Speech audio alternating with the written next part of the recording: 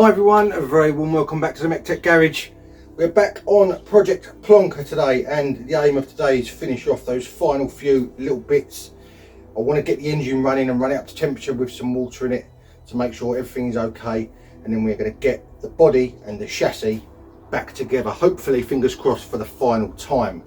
So let me grab the camera. I've done a couple of little bits off camera I'll show you now, and then I've got, as you can see here, it all rigged up to hopefully fire up and run off of this little system I've got here. And obviously it's the first time with an exhaust on it, it'll be the first time with coolant in it as well. So I want to make sure that everything is working as it should be, and obviously if it all goes to plan, then we can get this put back under the body, get it all bolted together, and it will be complete for the final time, hopefully, fingers crossed.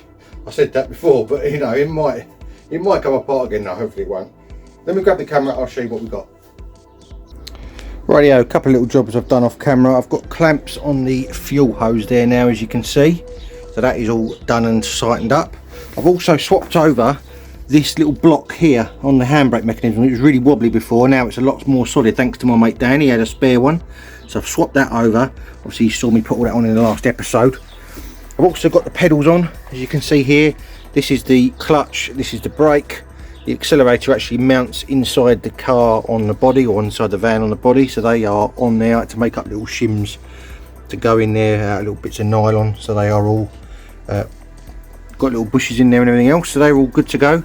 As you can see, I've got a battery on here rigged up with the wires going to the start of the coil.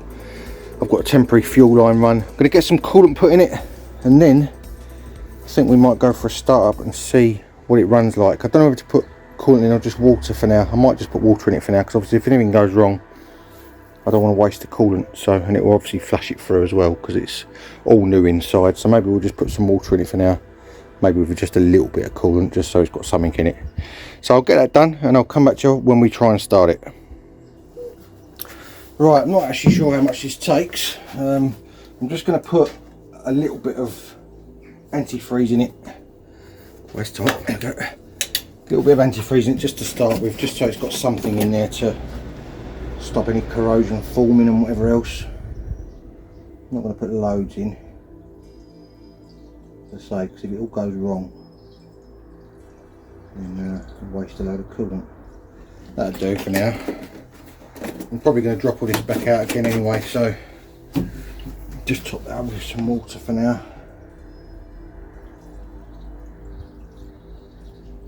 And this is the first time this rad's had water in it, as is the engine since I've had it, so let's hope I've done it all right. And what I'll do, I'll fill this up like that, and I'll leave the cap off so that when we get it running, when the thermostat opens, then we can obviously top it up again with a little bit more gurgling down.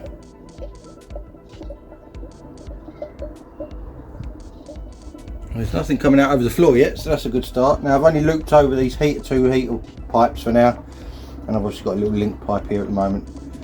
I'm not running this off the fuel tank today, I'm going to run it off of your jerry can. Just because I don't want to put any fuel in the main tank yet, because obviously it's still going to be sitting in the garage for a little while yet. So alright. Okay,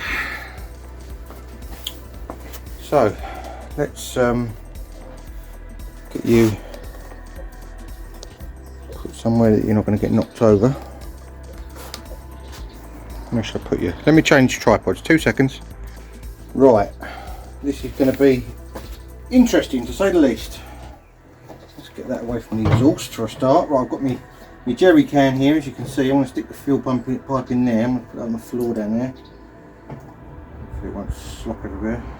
I don't really want to put this down here, but I've got nowhere else to put it.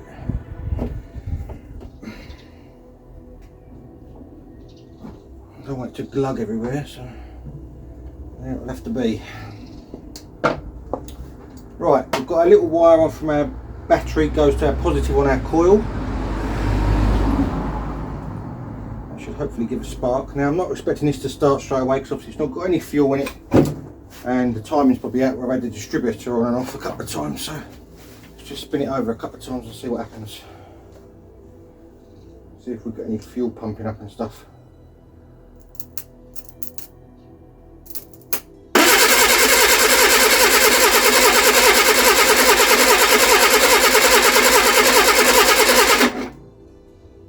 Tell you what we are getting, which I'm going to need to sort out just before we go any further. The oil sender for the gauge that's going to be on the dash is pumping oil out that, up that pipe over there, so I need to clamp that off with some mole grips. Otherwise we'll end up oil all over the floor. Well, that'd be nothing unusual, would it? But let's try and prevent it, eh? Now where's that water coming from? I think I might have I've got a leak already in the thermostat housing. That's interesting. Why is that leaking there?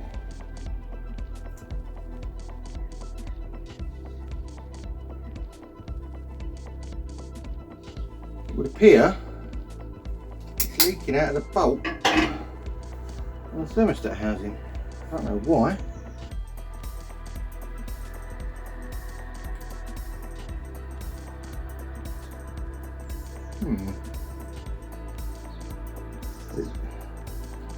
You know what, I think that thermostat housing's got a crack in it.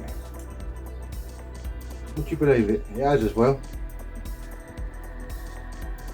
Out of about 4 thermostat housings I could have chosen, that one's got a crack in it. Unbelievable. Okay, I'm going to have to regroup on this, I think, and obviously get that off of there and change it for another one. I can't believe that. Let me grab the camera and I'll show you what's going on. You look there, look. It's just seeping out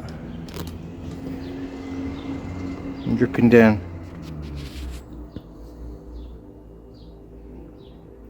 There's a tiny little crack, I think, in that side of it, which is ridiculous, really.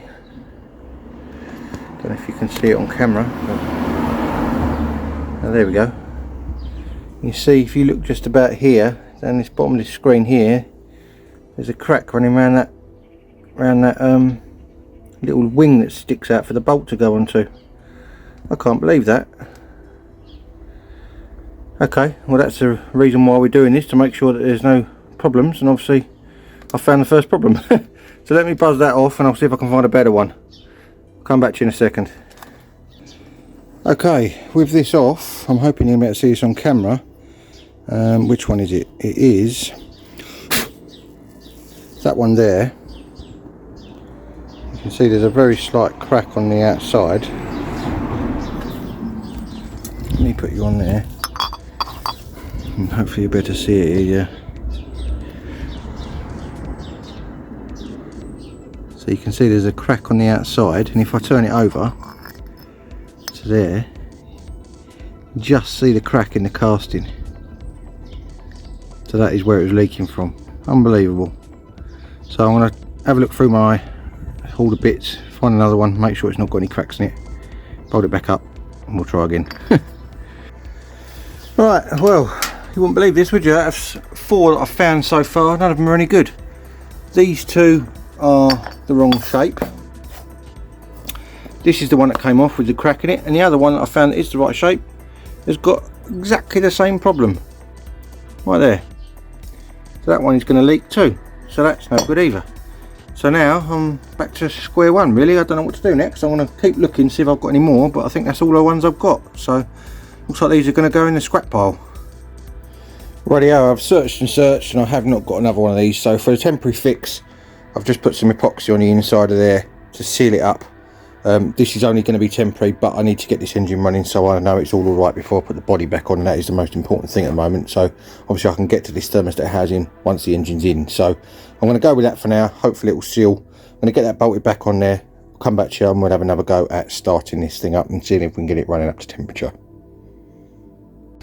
Right, that fix didn't work, as you can see. I took it back off and the whole side completely snapped off of it. So that didn't work. So I've got the spare one out and I've got some JB Weld and I've gone right round the inside of it. Now this is only going to be temporary, but hopefully it will hold together long enough for me to test this engine out and see whether it runs up to temperature and all is well before I put this body back on.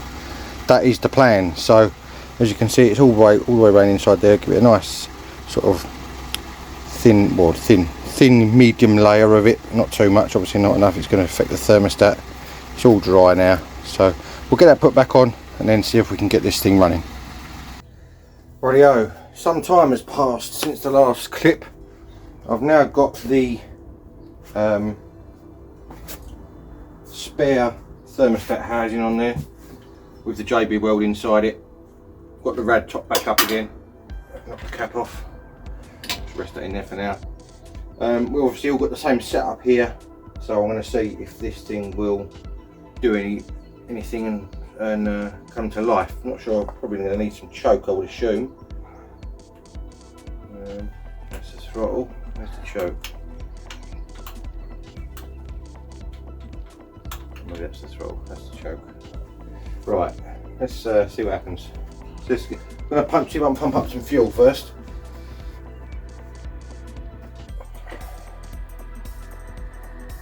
Plug that coil in just in case it does want to go.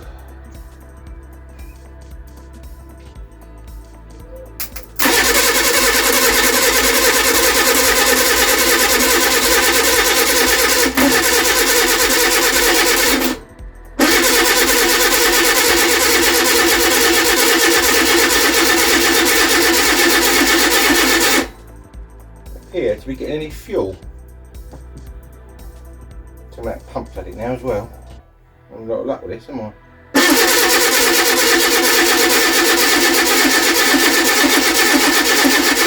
Now my battery's starting to go. Joys of old cars, eh?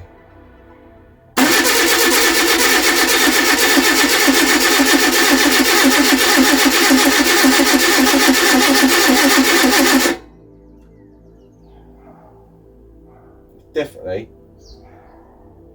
not getting any fuel because I've got a clear pipe here and there's nothing coming out of it.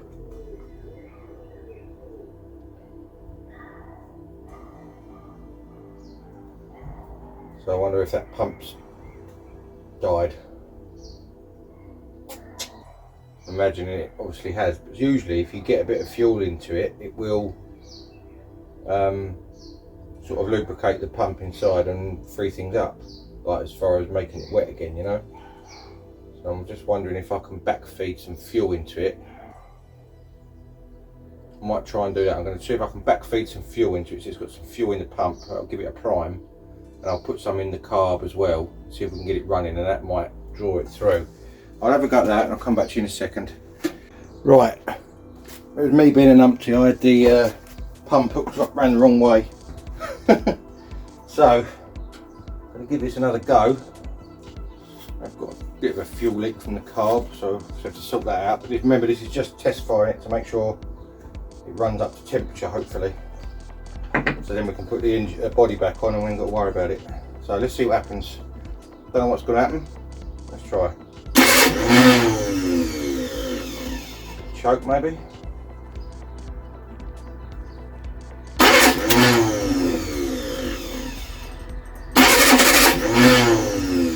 Go.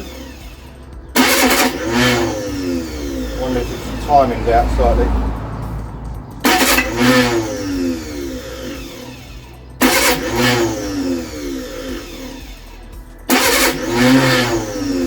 Get away with it.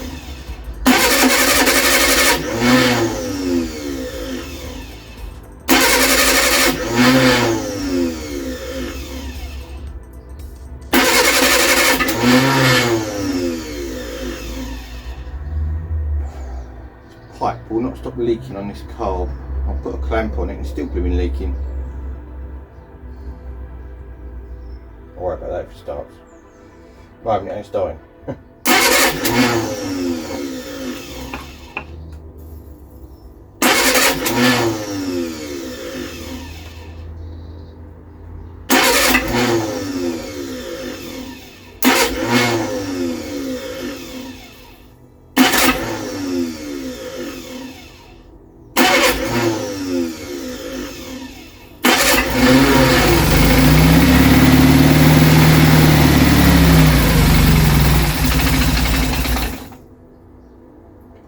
I think I may have the firing order in the wrong, so that didn't sound quite right.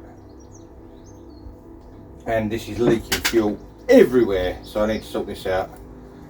Right, I'm going to regroup. I'm going to have a clean up of this. I'm going to get a proper bit of pipe on here with a better clamp.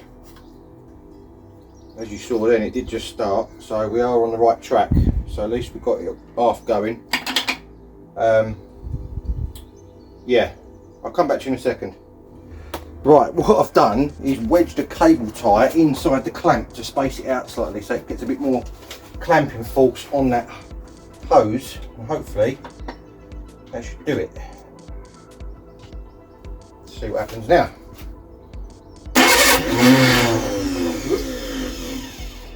Cord fell off the side, hang on. Repositioning. Right. Here we go again.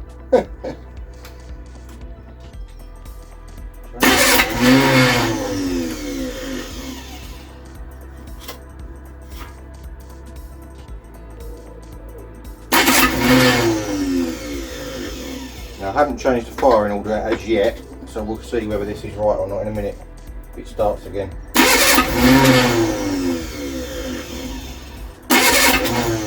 Thought I had it right, but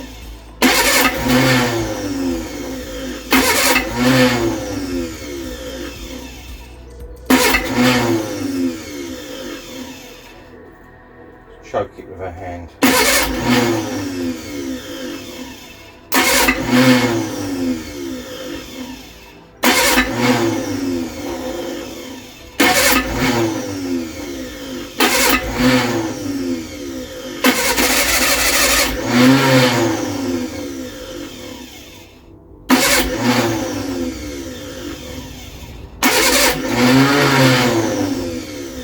Right, I think I might have had two of the leads around the wrong way. So, let's try this again. The umpteenth billionth time. Plug our coil in. See what happens.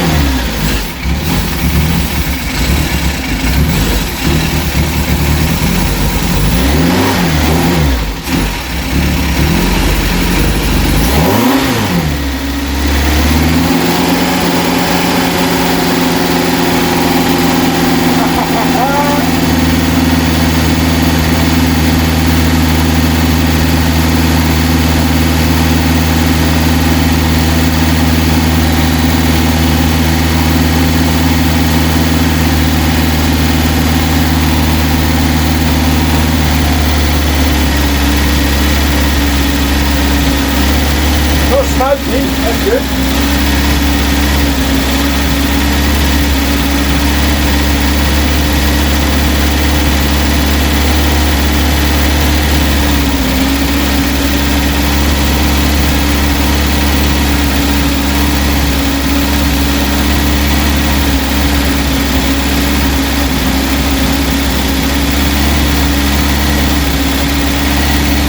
How about that then?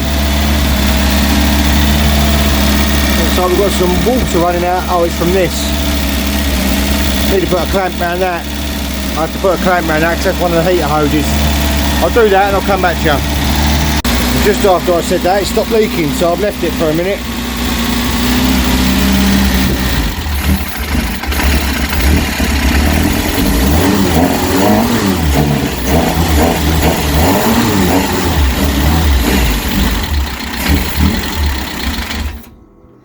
There we go, first start with an exhaust and everything else on it. Sounds pretty good, to be fair, if I do say so myself. I'm going to try and get it going again, see if we can get some temperature in it, and then I'll come back to you once it's been running a little while.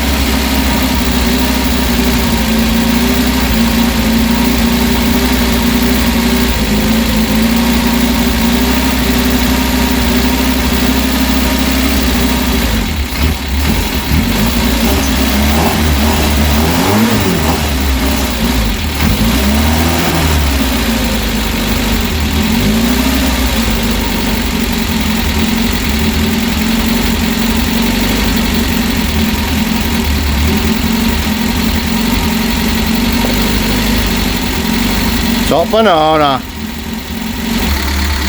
Right, there we go. That is ticking over on its own for the first time since I've rebuilt that engine, and I cannot believe it. It sounds just the same as all the others, which is a good thing, because obviously I know that the others are okay, i.e. the Stobart van and the other trotter van that I worked on, plus Dan's and all the rest of it. First time it's had an exhaust on. That sounds sweet. No leaks. So, obviously I don't know what the temperature is on it, but it's not leaking anywhere. One thing I do want to do is check the charging circuit. In fact, no, I can't do that at the moment because it hasn't got any wiring connected up to it, so it won't be charging, but so it's running off the battery at the moment. But obviously I'm not going to be running it for a mega long time. I just wanted to make sure before I put all the body back on that it was all going to be okay, and by the seams of it, it looks like it's alright. So fingers crossed, we could be on for getting the body back on and me getting some of my garage back, because at the moment it's hanging up there and it's a bit in the way, if I'm honest, with all the rest of what's going on. So I am well chuffed with that. That is absolutely superb. Well, everything was running fine until the little oil pipe popped off the oil pressure sensor, and that is supposed to be oil. God knows what is mixed in with it. I'm assuming it's coolant, in which case this engine's got serious problems, because that ain't right. So I don't know what to do at the moment. That is not good at all. So I'm going to have to do a bit of investigation work into this and see what's going on. Right, it is a few days later. I walked out of the garage in disgust the other day and haven't been back in since. I've just come back to have another look at this, and I've actually got, I'll just show you, I've actually ordered a pressure tester. I'll show you what I've got here, so I can see where it's coming from without having to run the engine. Got a nice pressure testing kit there, courtesy of someone on Facebook. It's brand new, second hand, if that makes sense. So I've got that, but having just come back out here again to show you, I noticed this. You can see the blue quite clearly, and you can see it's on that little edge there, and you can see it's around there as well. And if you look very, very closely in there, you can see just here there's blue coming out the side of the head gasket. So by the looks of it, it is something to do with the head gasket. Whether it's faulty or whether it's something I've done wrong, I don't know yet. I'm still going to drain the oil, I think. Well, I need to drain the oil anyway because it's full of milkshake. And I think I need to have the sump off to clean everything out, because obviously it's going to be full of gunk in there now. And I also want to pressure test it with this new unit to see, just to make doubly sure that it is only coming out from there and not anywhere else, not out of the liners that I've put in, and not out of the bolt that I had spark eroded out of the block, because that is my worry, that they've gone too deep on this. Those were the three options it could be. It was either going to be head gasket, the bolt I had spark corroded at the block where they may have gone too deep, or the liners I've put in haven't sealed properly. Obviously I was imagining the worst, thinking it was going to be the liners or the block, and initially looking at it now, it looks like it might be the head gasket, which is probably best case scenario out of all those things.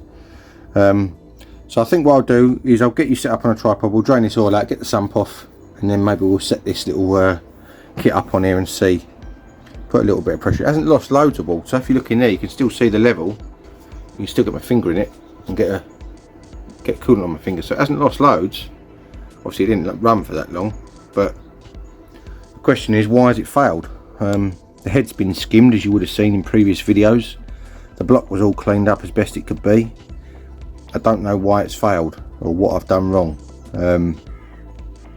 Anyway, let's get this all drained and then we can go from there. Right, let's see what comes out of this. It's not going to be nice, I know. Let's see what we got. I tried my imperial size. I didn't do that very tight, did I? Tried my imperial size sockets on that and it didn't want to know, so I'm using a 15mm. Now this is not very tight. I don't know why I didn't do that up very tight. There we go. Must have forgot about that. This is going to be a mess. Yeah, look at that. Absolute total milkshake. You can see all the coolant coming out, and then it's gradually getting darker, going back into oil again. So didn't want to run it on that for too long, as you would imagine. So I'm going to let that drain out. It's going to take a little while, and then I'm going to have the sump off so I can clean it all back out again. And then I'm going to put that pressure tester on there and see exactly where it's coming from. If it's coming anywhere inside the engine, then we're in big trouble. If it's just a head gasket, then it's not quite as bad. Although it's still not great, it's not quite as bad. So I'll let this drain out. I'll come back to you in a minute. Right, I've got the oil all drained and I've got all the bolts undone from this pan.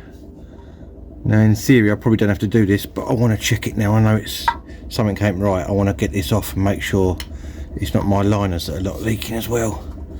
Pretty sure it's not, but problem is I stuck it on there quite well because I wasn't expecting for it to come back off again. Come on, just got to get a corner under the RTV and hopefully it'll go like that. My lovely new gasket and all my RTV I did. Waste of time that was.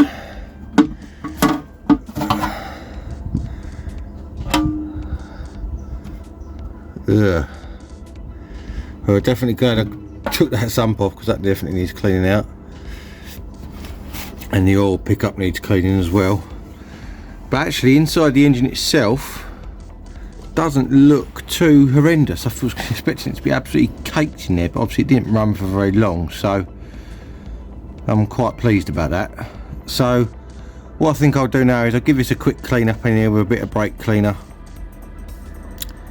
and then we can attach this pressure tester and see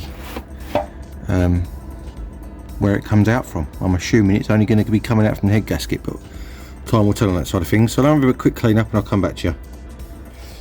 Rightio, I just connected this up. I've got it pumped up to, I did have it pumped up to about 15 psi, about there. If I do that, you can see down there is a steady jet of water coming out of that head bolt. So I can only assume it's something to do with that, and obviously that is in turn running down the side here from up there.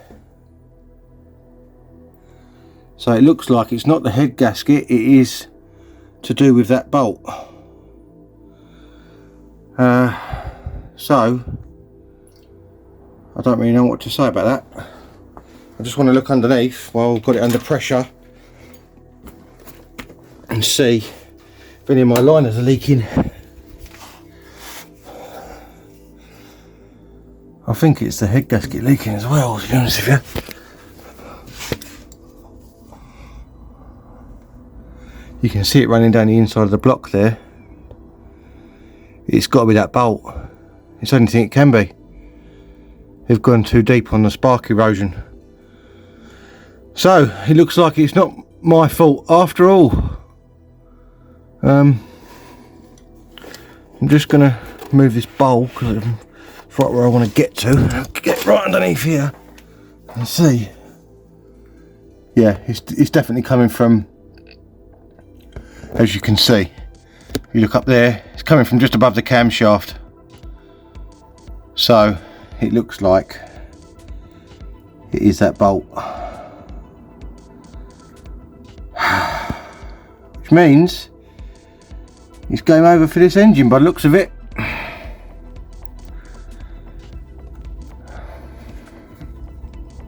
Rightio, it is the next day and I've spoken to a couple of people, my old mate Dan, and I've also spoke to James at CHG. He seemed to think that the head wasn't tightened down enough. So it may be a fault on my part that I haven't done that tight enough. It was all torqued down.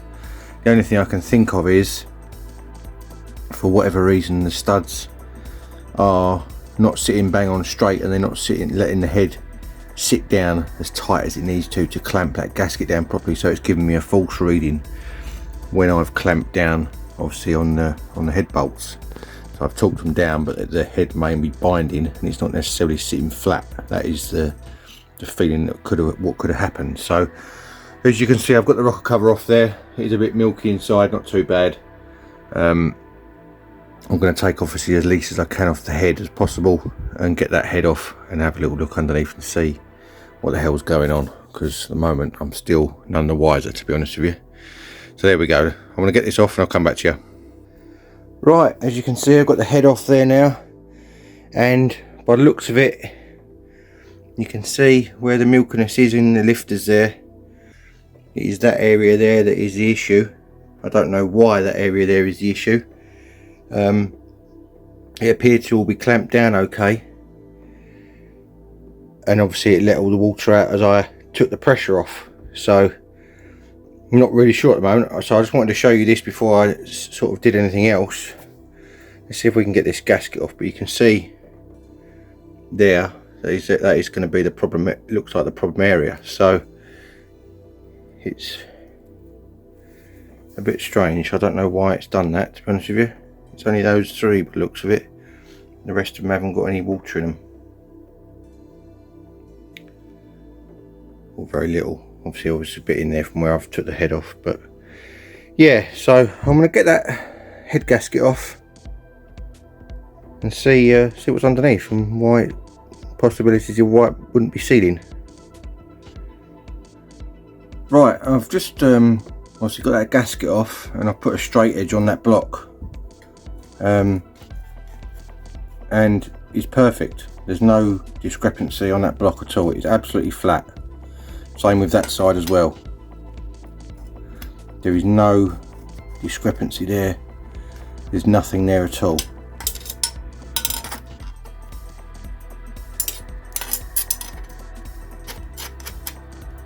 So I don't know why that was leaking. I've had a look at the gasket and it doesn't appear to be any damage on it. It was leaking around this one mainly. The only thing I can see is there's a bit of red missing on the gasket there where it's been made, but I wouldn't have thought, well, I don't know, maybe that would make a difference. I'm not sure. Seems a bit odd that it's leaking from this one and that bit's not got a proper bit of red around it to seal it. But I don't know whether that will make any difference or not. So I'm still a bit stumped at the moment as to why this was leaking, because everything seemed to be done as it should be. So I don't really know at the moment.